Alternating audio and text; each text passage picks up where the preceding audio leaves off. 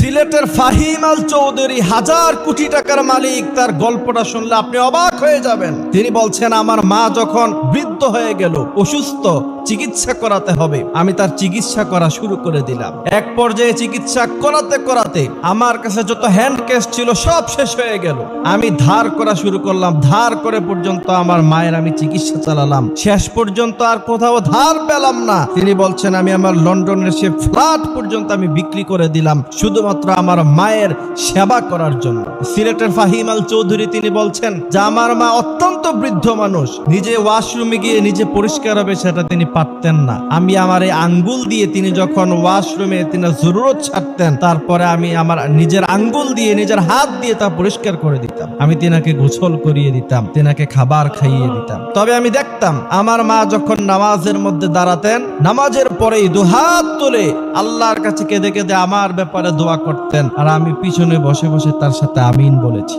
সিলেটের ফাহিম আল চৌধুরী 1000 কোটি টাকার মালিক আজকে তিনি। এরপরে বলছেন, আমার মা দুনিয়া থেকে চলে গেলেন। চলে যাওয়ার পরে আমার তো ব্যবসা বাণিজ্যে আমি সময় দিতে পারি নাই, আমার বাড়ি নাই, গাড়ি নাই, সব বিক্রি করে দিয়েছি। এরপরে আমি আবার নতুন করে বিজনেসের মধ্যে হাত দিলাম। তিনি বলছেন, আল্লাহর কসম করে বলতে পারি, আমি যেখানে হাত দিয়েছি, আমি মাটিতে হাত দিয়েছি, মাটি স্বর্ণ হয়ে গিয়েছে। আল্লাহু আকবার। তিনি বলছেন, এরপরে বিজনেসের যেই জায়গার মধ্যে আমি হাত দিয়েছি সেখানে সফলতা এসেছে।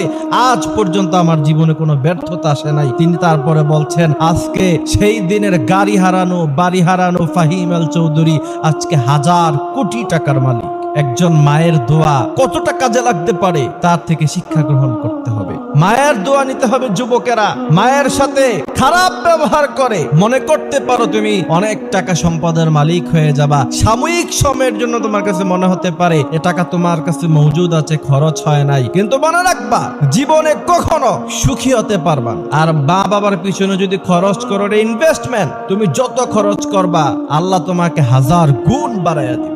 জন্য আল্লাহ বলছেন, ওয়াকাদা রাব্বুকা আল্লা তা'বুদু ইল্লা ইয়াহু ওয়া বিল ওয়ালিদাইনি ইহসানা। বাবা মায়ের সাথে এমন আচরণ করো না যাতে করে তারা উফ শব্দ পর্যন্ত তাদের মুখ দিয়ে বের হয়। শুধু তাই নয়, ওয়াখফিদ লাহুমা জানাহা যুল্লির ব্যাখ্যা হলো যে আপনি দুটো ডানা তাদের পায়ের নিচে বিছিয়ে দেন, মানে আপনার স্থাবর অস্থাবর সমস্ত সম্পত্তি তাদের পায়ের নিচে ঢেলে দেন। যেমন তার দুনিয়ার জিন্দেগি ছিল তেমন তার মৌত হয়েছে, তেমন তার মৌত হয়েছে।